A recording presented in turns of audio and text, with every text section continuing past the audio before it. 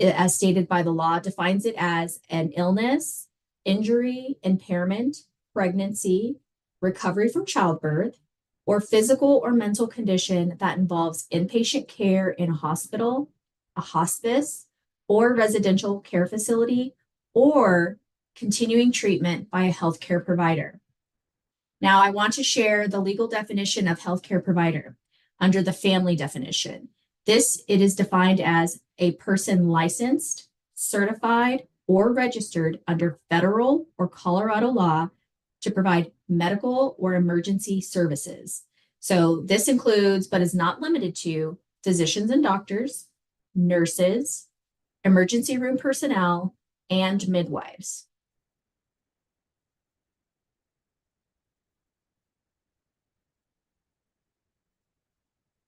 Now moving on, we'll share with you here a little bit more information on kind of how much, how much FAMLI pays. So here's a look at some examples of what an employee's FAMLI payments may look like for workers who need to take it. Employees can receive up to 90% of their wages based on a sliding scale. So benefits are capped at $1,100 per week. That's $1,100 per week. This cap is proportional to the average weekly wage for Colorado and may increase over time. So just want to put that out there. We have a benefit amount calculator on our website to help families get like a rough estimate of both their deductions and eventual benefit payments, which is really helpful. And just as a reminder, premiums are paid on gross wages up to the federal Social Security wage cap. Keep in mind that this number is not set in stone as the Social Security cap changes from year to year. So will the FAMLI wage cap for premium. So just keep that in mind if that was a question that you might have. Now that we've kind of gone over this and you guys have been able to take a look at this, I'm going to hand it over to our senior policy advisor, Adam Sermarco, and he will walk you through the rest of today's presentation. Awesome. Thank you, Rachel. So the next thing that we're going to talk about with FAMLI benefits is that they don't have to be taken all at once, and employees can choose how they want to split the FAMLI benefit up. So employees are allowed a maximum of 12 weeks within a 12-month period called your benefit year, or in the case where you experience childbirth or pregnancy complications, you get an additional 4 weeks for a total of 16 weeks during that year. Eligible workers are allowed to take that leave as a single block of time off, or they can take it off in several blocks of time or on an intermittent or reduced schedule basis. Each situation is going to be unique, and so FAMLI benefits allow a lot of opportunities for how to take the leave. Continuous leave is when a leave is taken without any kind of interruption, meaning you're taking the entire time off of work for a certain number of weeks. You might take continuous leave if you have a serious health condition that stops you from working entirely, or as parental leave to bond with a child. Intermittent leave is taken in separate blocks of time occurring at irregular intervals. For an intermittent leave, you might be approved to take up to a certain number of hours off per week, but you wouldn't schedule that time in advance. You would notify your employer of the time you're taking off, and then you would tell FAMLI of the time that you're taking off to make your claim happen on a week-by-week basis. You might do that if you have a serious health condition that prevents you from working, but only during flare-ups. So you can mostly be there, but you need to take time on an intermittent basis off sort of throughout your claim.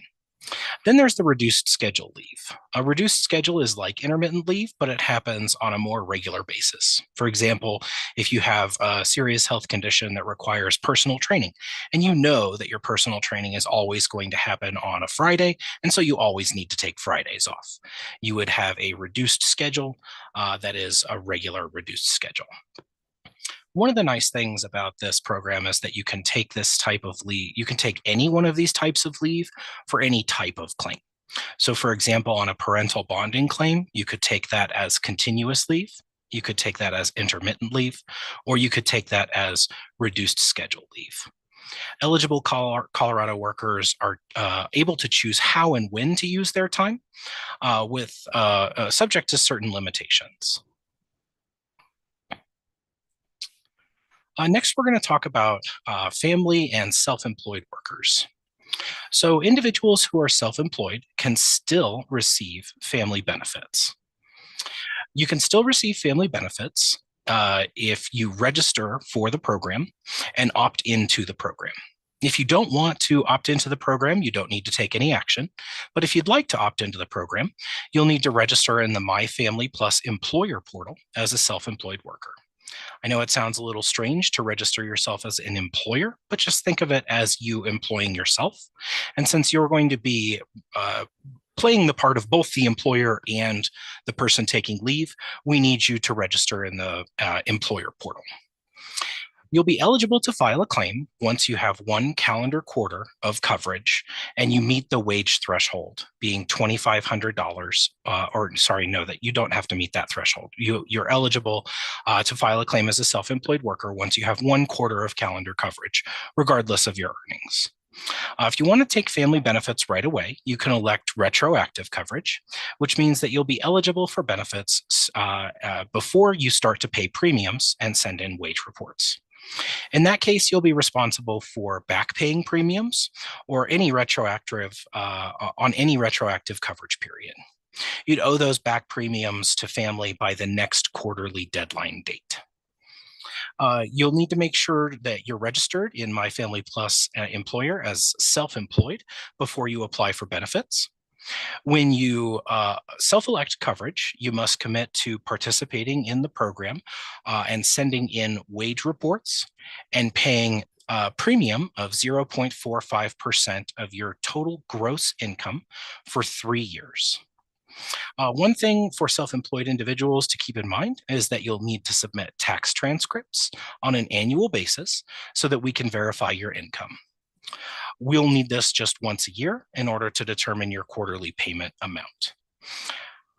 If your most recent tax transcript does not show your current self-employment income, you can self-report your income based on your bank records or invoices until you have a tax transcript that shows your self-employment income.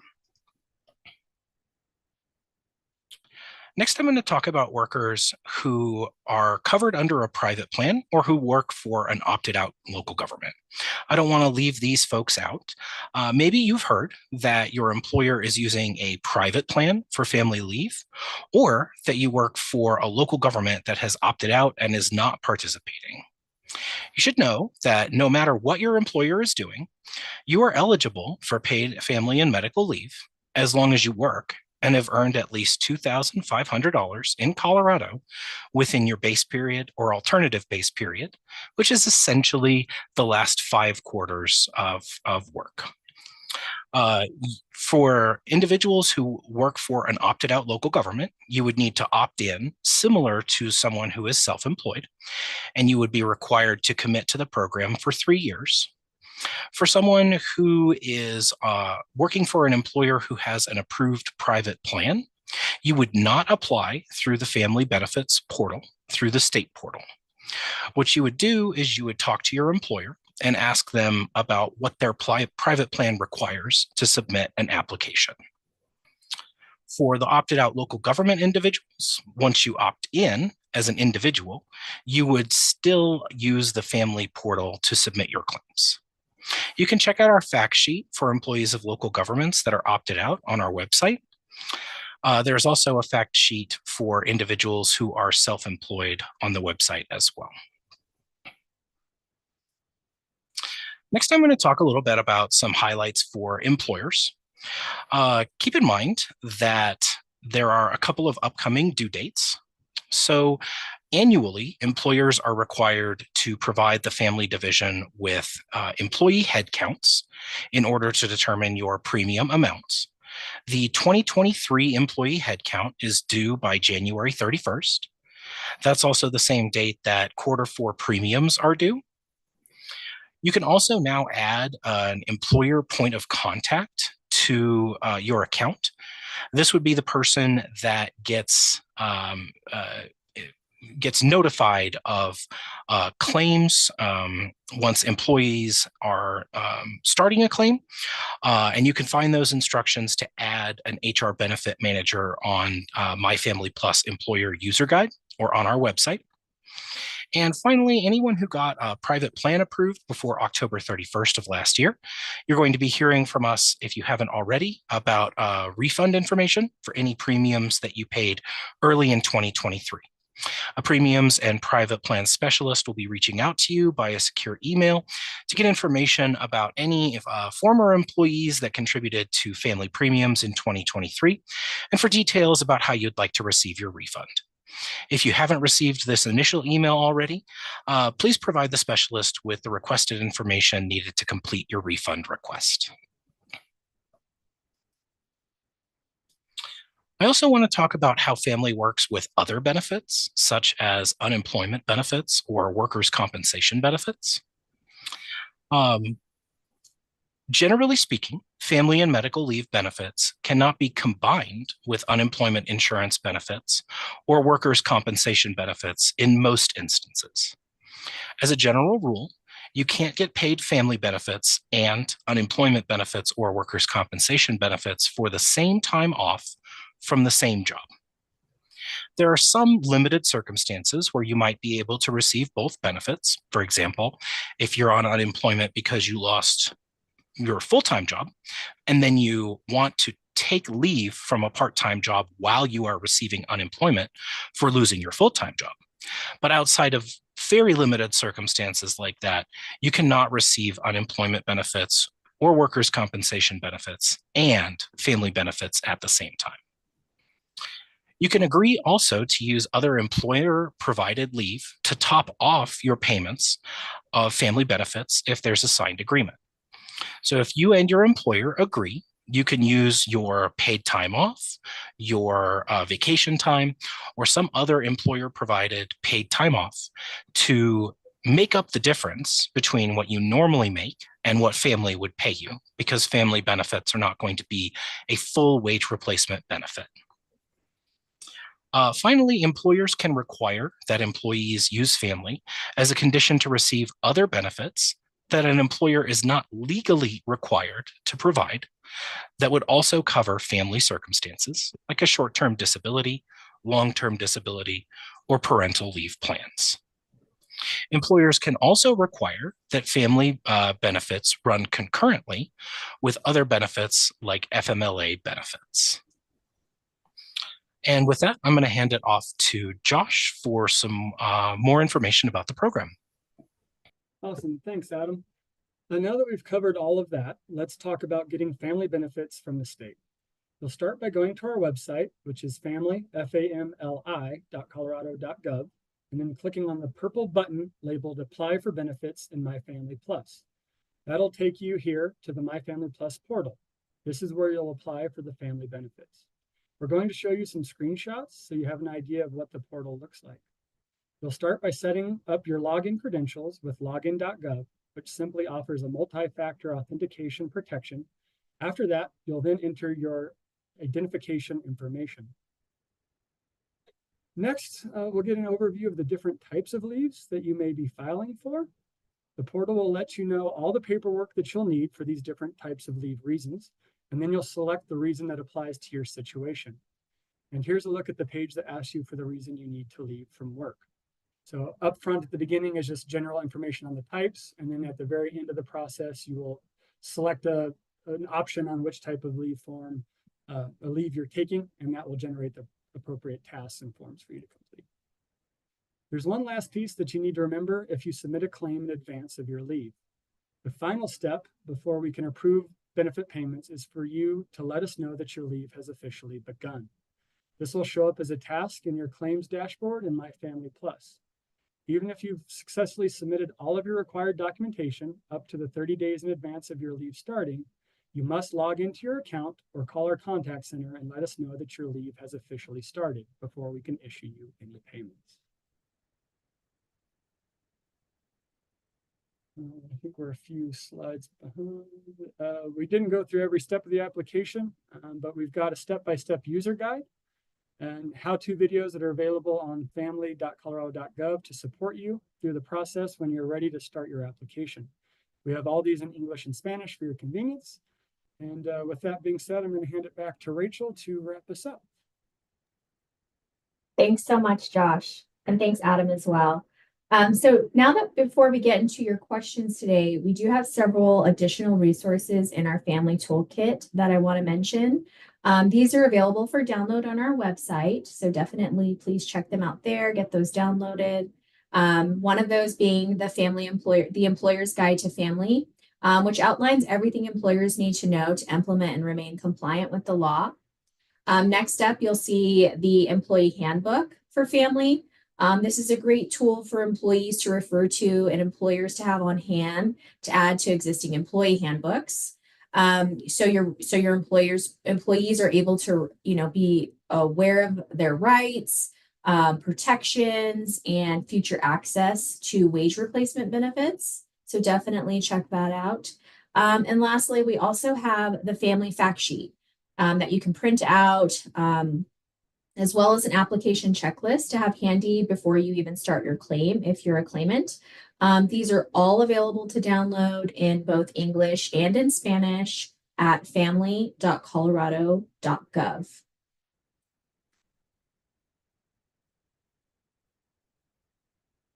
Next, my colleague Adam will have some additional information to share for you.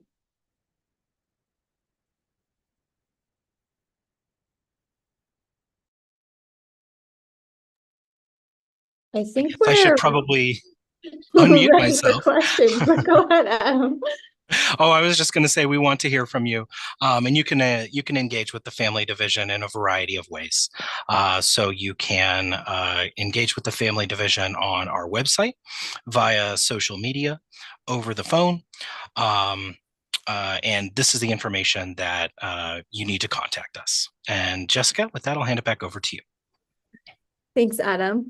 I do just want to acknowledge that we have 500 folks joining us on Zoom and several hundred more watching on YouTube. We'll try to get to as many questions as we can. Our awesome team has already answered close to 50 questions here on Zoom, and we do have team members relaying the questions that are coming through the YouTube chat to us on Zoom too. So if you are watching on YouTube and you have a question, feel free to put that in the YouTube chat and we'll get to as many as we can. I am going to start with a question from YouTube. The question is, I believe, Adam, you can probably take this. Can employers deny family leave types? For example, if I'd like to use family benefits via a reduced schedule leave for parental bonding, can my employer legally deny that schedule? Short answer is no. Employers do not choose whether to approve or deny family leave. The decision on whether to approve or deny family leave is with the family division. Now, there is still a requirement that you make an effort to schedule your leave in a way that is not unduly burdensome on your employer, meaning that you are effectively required to have a conversation with your employer about the type of leave that you want to take and when you want to take it, and make a good faith attempt to not schedule that leave in a way that is unduly burdensome on the employer. But ultimately, it is your choice on how you want to take your family leave, and the division is the person that's going to be approving or denying your claim, not your employer. Thanks, Adam. Another question here from our YouTube audience that we haven't talked about yet today. How are company holidays handled by the state? Are employees paid under family on those days? Should employees record that date as a family leave date in the system? I can take this one as well. No, generally speaking, you're not taking leave on any day that is a holiday. So if you're already scheduled to take that day off, that would not count as time that you are taking for leave because you weren't scheduled to work that day. This would not really matter if you're taking a continuous block of leave, though, because you would still be taking the full week off. And so if you're on a continuous leave claim, you would still get your full week of benefits, even though that week contains a holiday or some other type of paid day off, because you would still be taking your full week. Thanks, Adam. Josh, I have a question for you next. If an applicant is approved for continuous leave, Will they only need to report when their leave starts and ends? And does this hold true for reduced schedule too? I'm assuming intermittent will be needed to report for each absence. We cannot hear you at all this time, Josh.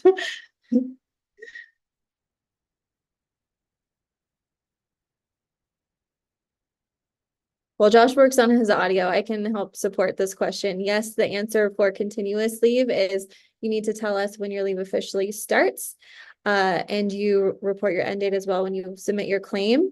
For reduced schedule and intermittent leave, you do need to report to us every Sunday, your hours away from work. And if you do that on Sunday, you should get paid by Tuesday, but it is a recurring task every week to make sure that we're paying you the right amount based on the hours that you take away from work. With that, I'm going to see if Josh's audio is working. Can anybody hear me any better? I can hear you now. Sorry, I'll just lean in and yell at my computer. So sorry, everybody. So for the question, continuous leaves, you do not have to report time throughout the leave. So as we indicated, if it's ahead of time, come in, tell us when your leave starts, you're good to go. Your claim status will say active. That means there's nothing else you need to do. If you submit the claim after you've been out, or maybe the adjudication process happens after it started, you won't have to come in and say, yes, my leave has started. Again, check that your status is active. That is your sign that you're good to go. Intermittent and reduced schedules are treated the same way, however, and need to be reported weekly. And every claimant has the same week schedule for that reporting. So we do a Saturday to Sunday, and then Sunday morning, you'll have a task to come in, and I'm sorry, Sunday to Saturday, if I said that wrong. I'm dyslexic. So then Sunday, the next day, after that week is completed, you have 72 hours, so Sunday to Tuesday, to come into the portal and report which days or hours on those days you've missed and submit. If you didn't miss any time throughout that week, you are not required to come in and do a zero submission. We will default and assume that you did not take time off. So hopefully that answers your question for reporting time.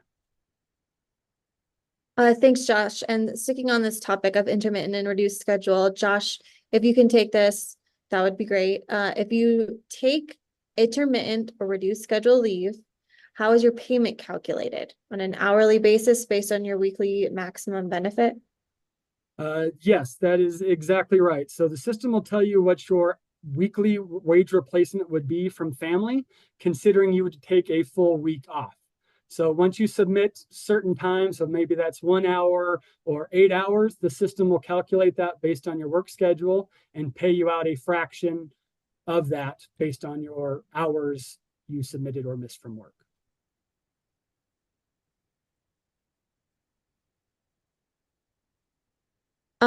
I have a question here from our YouTube audience. Adam, I'm hoping you can help with. It has to do with coordination of benefits. But an employee was told by their HR department that because FAMLI doesn't send them the amount of time that she's taking off and her benefit payment amount from FAMLI, she might get double paid by both FAMLI and their employer provider PFML. Would I need to pay that back? So to simplify, if she does get paid by FAMLI and then she also accepts PFML through her employer, would she have to pay something back? So she would never have to pay family benefits back to the division.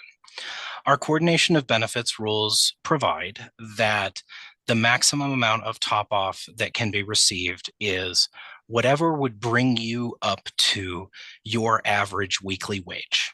So if you on average earned $1,200 per week and we are paying you $800 per week, the maximum you can receive in top off is $400 a week.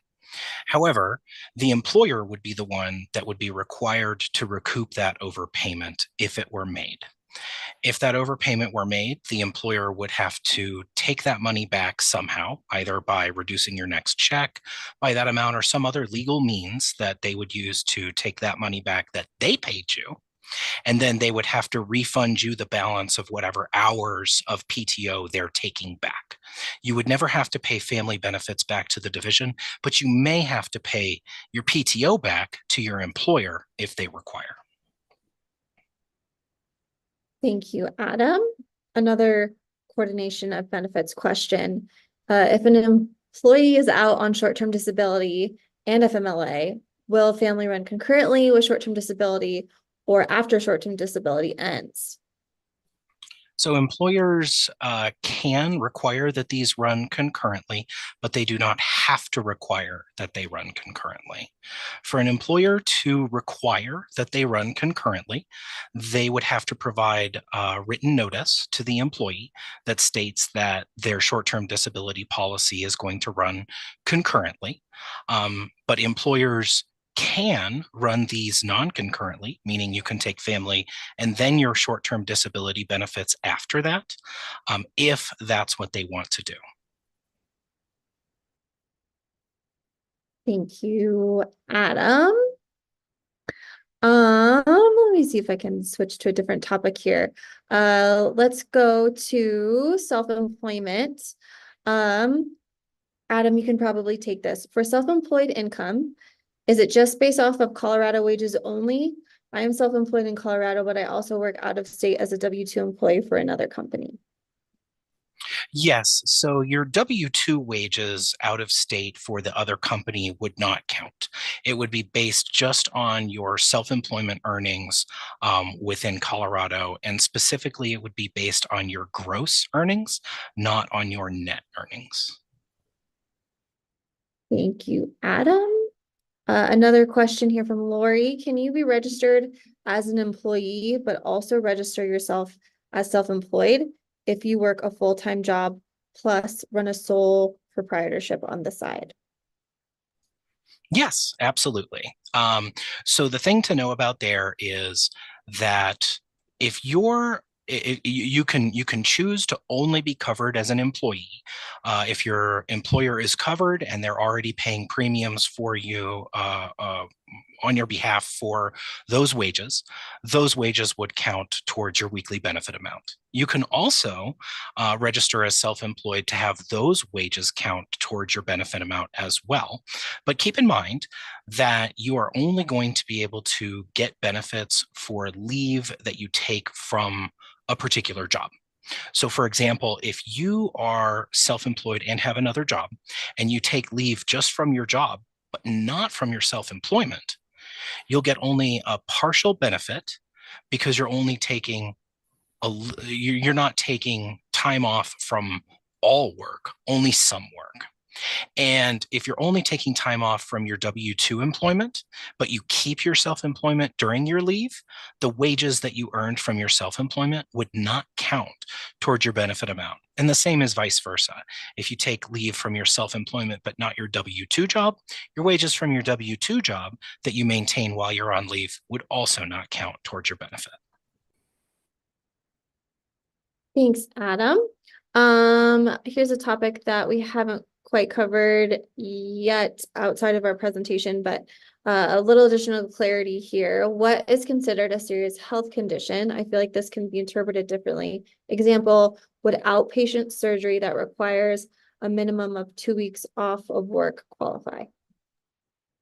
Yeah, I can take that one. So it is a very broad definition, and we did that to cover a lot of things. So it can be a condition that you're seeking continuous treatment for. It can be a period of incapacitation. So like this example, you had surgery and the doctor says you cannot work for 2 weeks while you recover.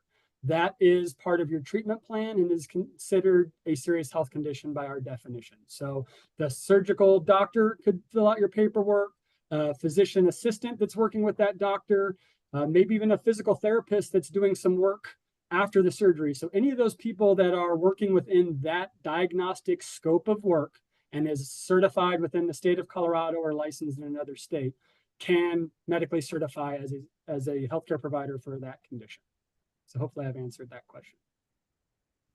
Thanks, Josh. We have a few questions in here about local government employees. So Adam, I'm going to hand this one back to you from Kelsey. Her employer is an opted out local government and told me I just need to let them know I would like to be enrolled in Family. Is there anything else I need to do?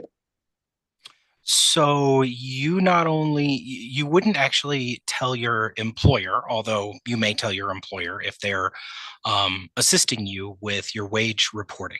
You would need to opt into the program through Family. So what you need to do is you need to go to the My Family Plus employer portal. I believe it's the employer portal, correct, Jessica? And register as an employee of an opted out local government. And that would allow you to have access to the program. You will not have access until you specifically opt in with the family division.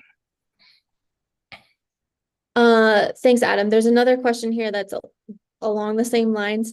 She followed that direction to register in My Family Plus employer, and because her local government is facilitating those deductions on her behalf, our system is not quite set up to allow you to officially opt in.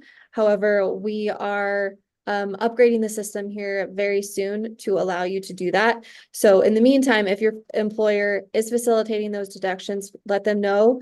And then this spring, you will eventually have to come into My Family Plus employer to officially opt in and let us know that you're participating in 3 years or for 3 years.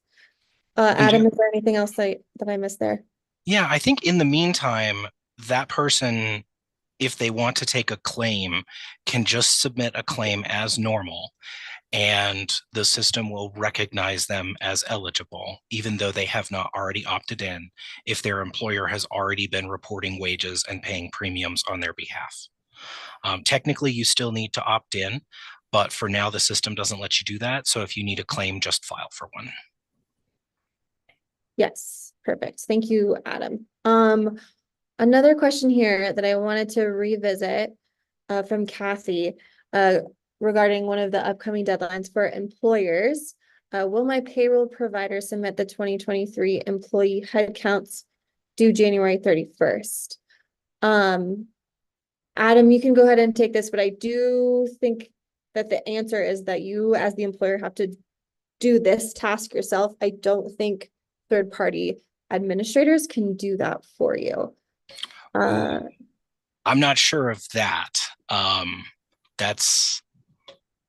Let's hand it to Corey H. If you are available, can you confirm that that's accurate?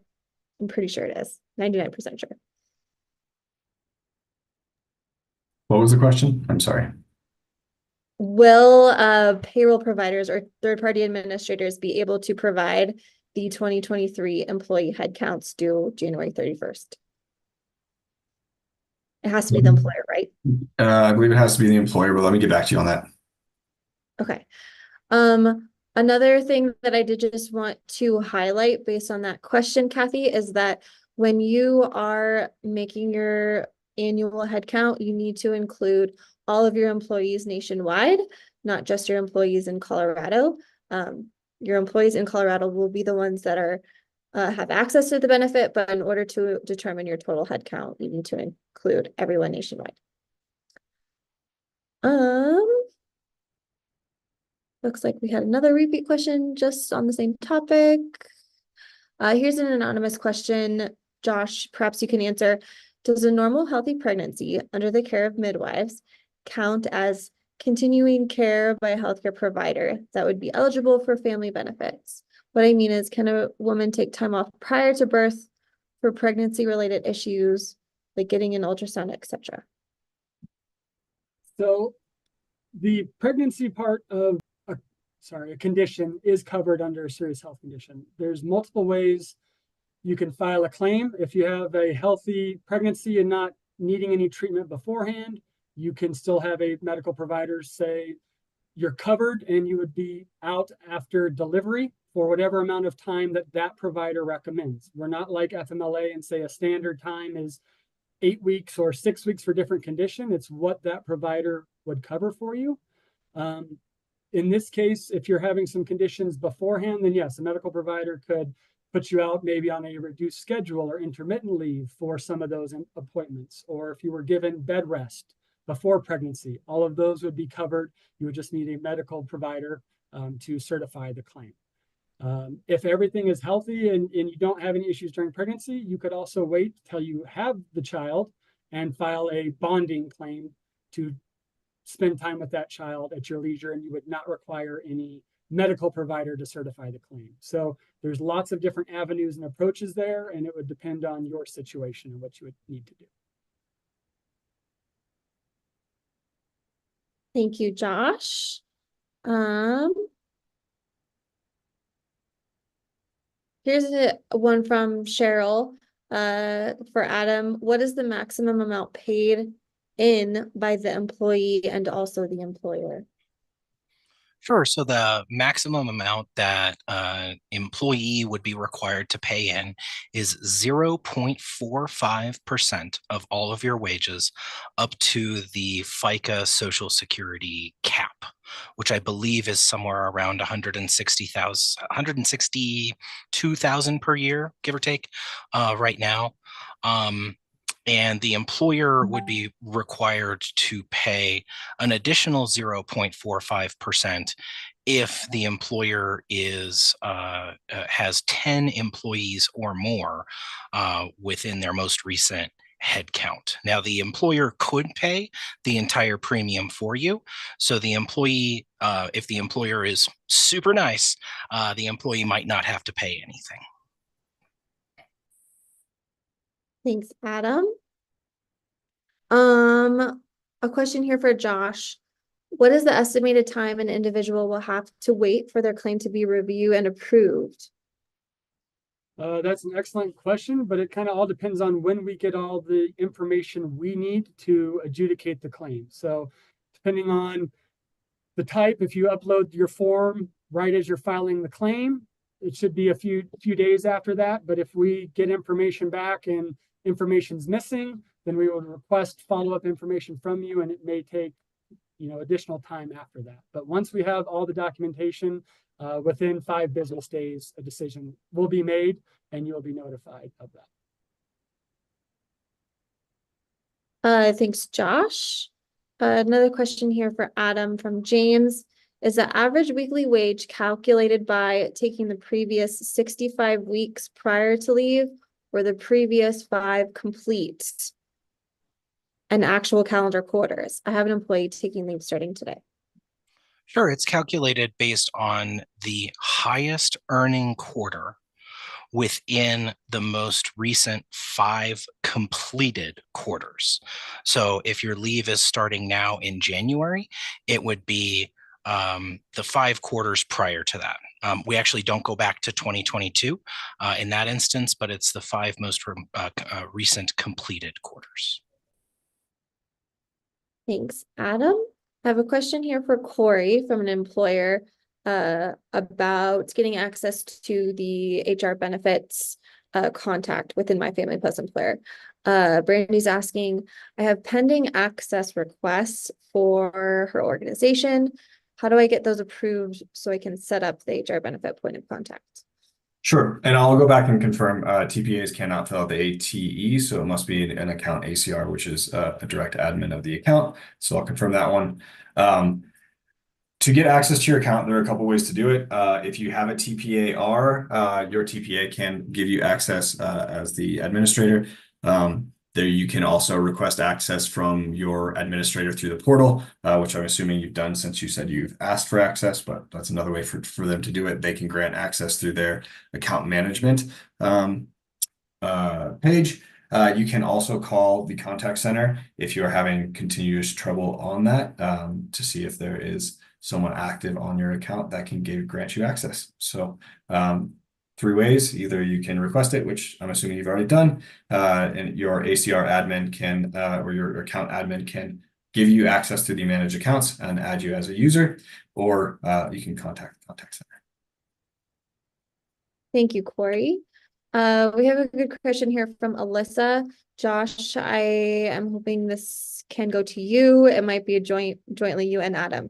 She's asking from an employer perspective, will family back pay if the employer is notified late that someone needs leave? So let's say an employee starts taking leave, but the employer is still paying them, and the employer finds out late. Would we pay the employer back pay?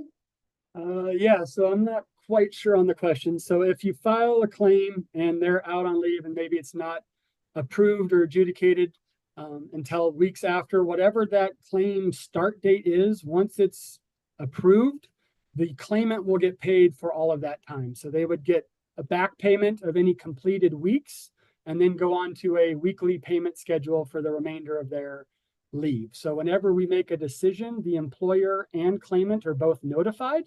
So you would know once that decision was made, and then if you need to know the amount or anything, you would have to request that from FAMLI to coordinate benefits.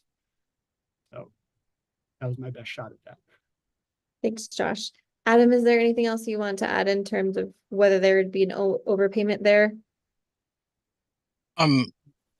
Sure. I'm not sure about there being an overpayment. What I will add is that family benefits, you can apply for family benefits up to 30 days after when your leave starts without question. You're still required to notify your employer at least 30 days in advance of your leave when your leave is foreseeable. And if your leave is not foreseeable, you need to notify them as soon as practicable. You can also apply up to as many as 90 days after your leave started, but you would need to provide, you would need to show the division that you had good cause for filing your claim late if you filed a claim more than 30 days late, but less than 90 days late. Thank you, Adam. Here's a question from Sophia. If the serious health condition is for a family member that lives overseas, would the agency, FAMLI, accept medical documentation from healthcare providers outside of the US? Yeah, I can take that one. That's a very good question and commonly seen. Unfortunately, no, we cannot. Our definition of a healthcare provider is licensed within the state of Colorado or registered federally. So they have to have an MPI number. So bottom line is it has to be a United States healthcare provider.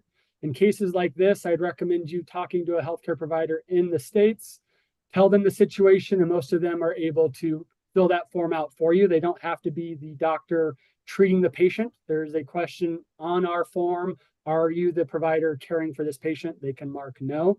They still just need to use their medical credentials and certify that there is a medical need for your family member out of the country. Thank you, Josh. I have another question for you based on how this flows in the application portal. How are wages and benefits calculated if an employee does not have a set schedule or a schedule that varies from week to week?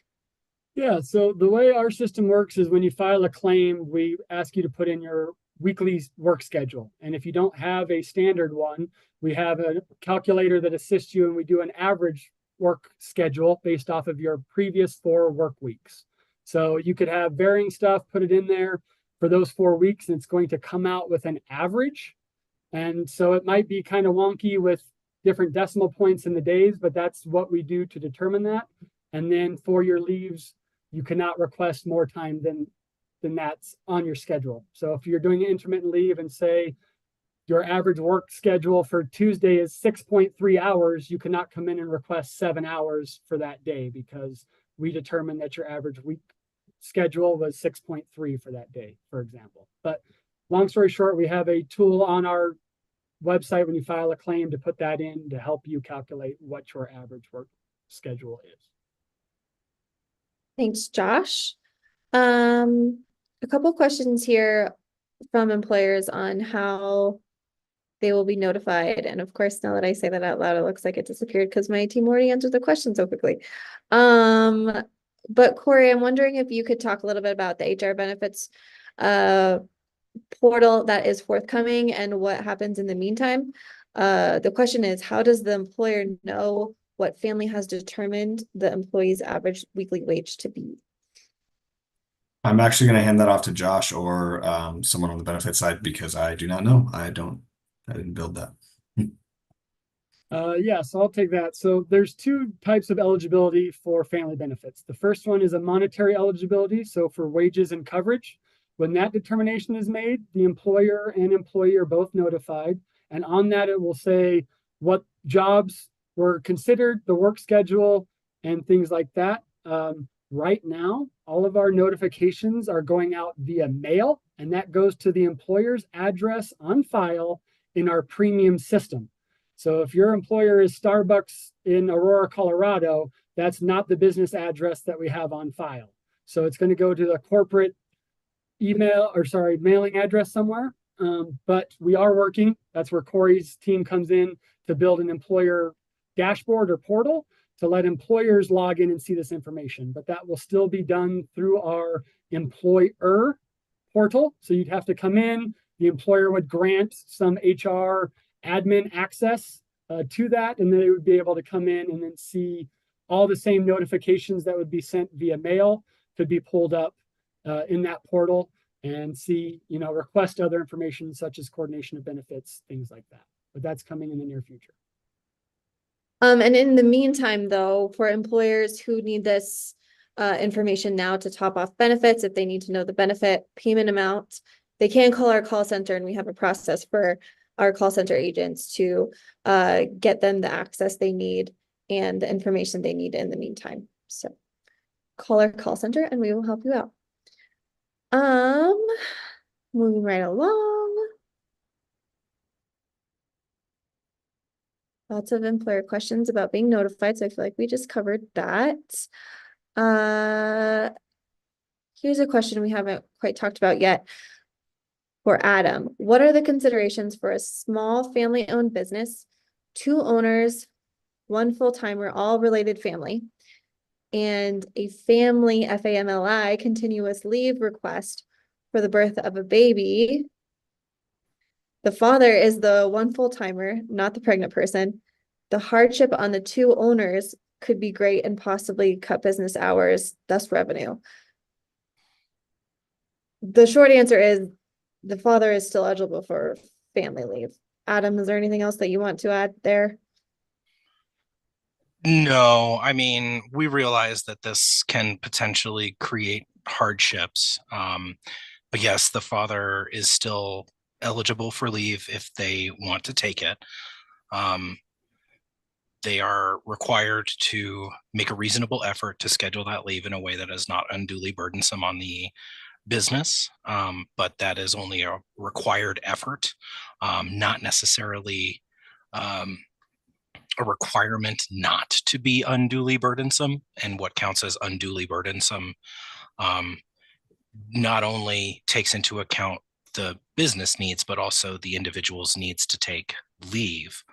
And so in that circumstance, the person is still eligible to take leave, and there is no avenue to deny them leave based on hardship to the business. Thanks, Adam. A question here from Rosie about those who have the option to voluntarily participate for 3 years. What if I took leave and used family this year in 2024, but then no longer work the next 3 years, and don't pay the 0.45% that they're owed for the next 3 years? What do I do? So the question is, they take leave, but then don't work after that? Mm-hmm.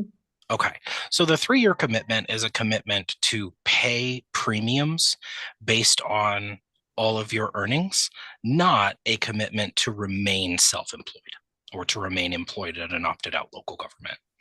And so if you stop working, you are technically still required to pay premiums, but if you have 0 earnings, you're required to pay 0.45% of 0, which is 0. Thank you, Adam.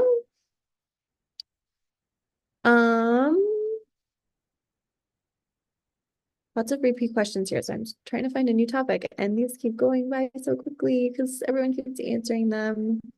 Okay, here's a good one. This could go to either Josh or Adam. Does mental health, i.e. anxiety, depression, or post traumatic stress disorder, qualify as a serious health condition? And can intermittent leave be used for these conditions? Yeah, I can gladly take that one. And short answer is yes. Those are definitely serious health conditions. and multiple providers could certify that claim. It could be a therapist, it could be a psychologist, it could be a clinical social worker. So anybody that, again, is working within that diagnostic scope of work could put that person out on leave. And it could be any of our types, whether that's continuous, intermittent, or reduced schedule. Thanks, Josh. A similar question, but different topic for you. What is considered complication during childbirth and pregnancy that would extend the leave from 12 to 16 weeks? Yeah, that's an excellent one. So short answer is we are not the medical professionals. We rely on healthcare providers to indicate first that there is a complication in the pregnancy, and then they have to give us an explanation or reason on what that complication is. That's all that's required.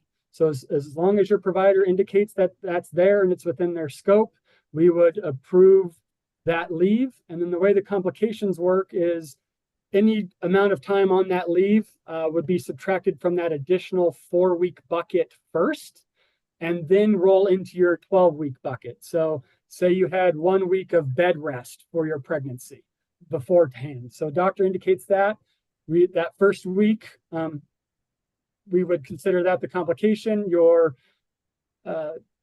bucket will disappear out of a different group that's not even on our website. So it's kind of a little confusing. We don't give the 4 weeks automatically. It's subtracted behind the scenes for the complication. If you only did the 1 week, you would get 1 week kind of free and still have 12 weeks left over. If you continue that leave into your delivery and you're taking 8 weeks off after that, that was a total of 9 weeks. 4 weeks of that would be covered of the additional time, and the 5 other weeks would come out of your regular 12-week bucket. So I know that's a little complicated. Doctors have to indicate it, give us the reason, we say yes, and then our system will subtract from that additional bucket first. If your leave goes over that 4 weeks, then it will start coming out of your 12-week bucket. Thanks, Josh. I do want to do a quick time check. We have just about 3 minutes left. So obviously we're not going to get to every single question, but everyone here has answered close to 200 questions so far. So appreciate all the engagement. The recording will be published to our website, and we'll send this out to everyone who registered later today, if not early tomorrow too. So wanted to get a few more in before we wrap. Adam, if an employee's leave date is approaching, but the employer has not received communication yet on whether the leave has been approved, should the employer just let the employee begin their leave? So I can't really give legal advice to an employer in that circumstance. This would be a question for the employer's their counsel, or left up to the employer's decision making themselves. What I can tell you is that just because they're not eligible for FAMLI doesn't mean that you can't let them take time off. And just because we deny family benefits doesn't mean that you would otherwise have to let them take time off based on some other law or based on your own policies or procedures. Best answer to that question is ask your counsel, or if you don't have one, make an informed decision based on the knowledge available to you. Thanks, Adam. I'm going to try to squeeze in one more here from Josh before we wrap up, from Brooke, which is a good question that I think a lot of people wonder about. When filing a claim, what start and end date should I enter if I do not know the exact date of delivery right now? So yeah, this applies to both pregnancy and even surgery. On our form, it says expected delivery date. So you would go with that, put it in, and then if something changes, you would have to kind of come back and notify us. So you'd file the claim with whatever your expected due date is. Doctor would certify it. We say, yep, you're approved. Now something comes up, you deliver early or later. When that leave time comes up to start your claim, it's going to say, hey, did your leave start on this date? If it did not, don't click no, because you're telling us that it started then. If you delivered 3 days later, you would have to file a new claim. Right now, functionality, we can't just edit a start date, but you could cancel that claim and upload the same exact form and just change your start date now to whatever the date is, and we would approve it, within days and get you covered. So that's where it's tricky with the deliveries. If you're not out or needing recovery beforehand, filing for it makes it a little bit more complicated, and you might have to come in and edit your claim or file a new one if you do not deliver on that expected delivery date.